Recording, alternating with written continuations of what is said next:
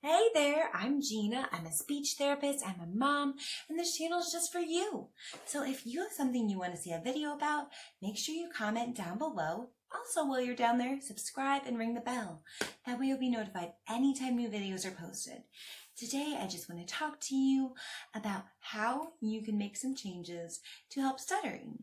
So I'm not discussing fluency shaping or modification. I personally feel like these are speech terms and jargon.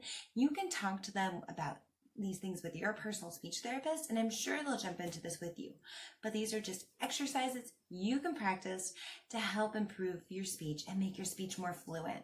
So let's jump in and get started. But first, before we do that, practice every single day. Yes, every day. By yourself in a mirror. Some great ways you can practice are I'm going to give you these exercises and I'll give you some independent practice exercises to go with that. I recommend using those. Reading is a great way to practice. Read out loud. And again, just practice saying things you want to talk about in the mirror. So let's jump in. Let's get started with some things you can do to work on for practice. Are you ready? Light articulatory contact is just bringing together your articulators in a gentle way. Your articulators are your tongue, lips, and your teeth. Make it loud. So, heavy contact. My brother broke the puppy. Those are silly, but M's and P's are going to be ways for you to really see the difference between light and hard contact. So every time those lips together.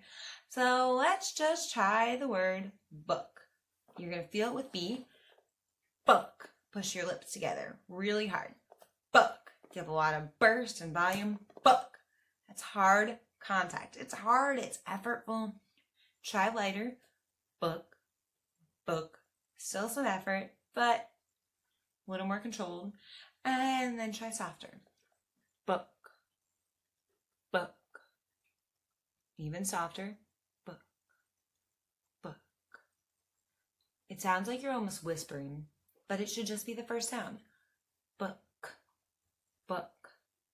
And your contact will get better, and it should help calm you down and reduce stuttering. So try that one. Try to figure out. Everyone's actual tension that they make is really different. So you have to figure out what's best for you. So try it out. Test a lot of different things. I definitely recommend doing this one in the mirror. Okay, so let's practice with the word ball. Listen how hard my lips come together with that pressure. Ball, ball. Now, lightly. Press very lightly. Ball, ball. It's almost like a whisper. Ball, ball. You try. There's a separate set of exercises for these, but I want you to remember to breathe from your abdomen. This will give you a longer breath so that you can say more words and syllables. This will also allow your vocal cord to vibrate and reduce stuttering. Timing and rate reduction is when you slow the speed of your speech and insert natural pauses. Let's talk more about this now. Mary baked a cake for Bob. Mary baked a cake for Bob. Mary baked a cake for Bob. Yeah, really fast, a little intense. Some people do speak this quickly. It just depends where you're from, where you've been, and who you've been raised by, what your family sounds like. But if you are having trouble with stuttering, I recommend slowing down the rate of your speech, slowing everything down. So let's try to slow down. Mary made a cake for Bob. It almost sounds as if you were reading. It's not a natural sounding type of speech, so this is something that you can transition away from, but I do recommend trying this initially to start out, and then you can speed up. You should notice if you're having those things start to happen and stuttering starts occurring more, slow it down. A good sentence is Mary made a cake for Bob, because there's a lot of ways for you to have light articulatory contact in there, so practice that one. Let's do some other practice exercises together too, though. Listen carefully, then try to study where I make pauses. I will say just 2 to 4 words or syllables. and then try to make my conversation sound natural. So you listen and then you try.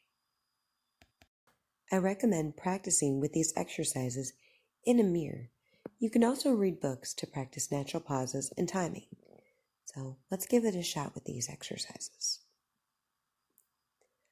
Molly milks her goats every Monday. She has 6 La Mancha goats. She makes goat milk, cheese, and soap.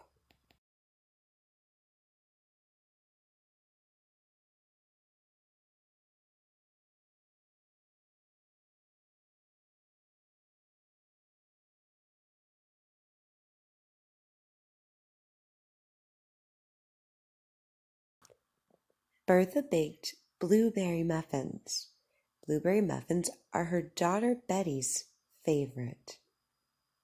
Her other daughter, Abigail, prefers marble cake.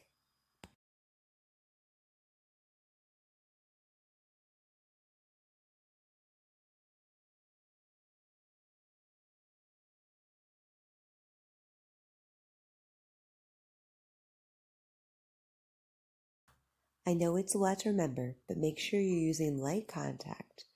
Also, make good use of commas. This will help you look for natural places to make pauses. Samantha made a banana split. She used many different toppings, including hot fudge, peanuts, banana slices, whipped cream, and a cherry. Yum! It's tough when you're reading passages, but work hard to try to make this sound like a natural conversation.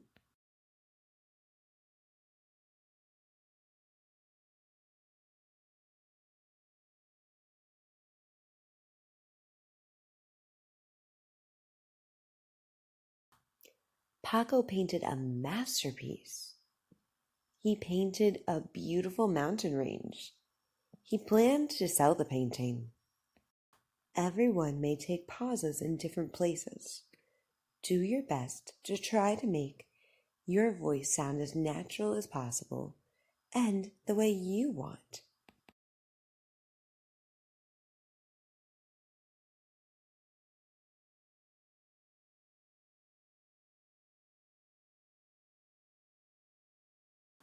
Pilar made a friend while vacationing in Madrid.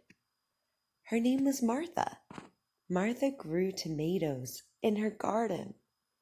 The girls made friends over their love for gardening.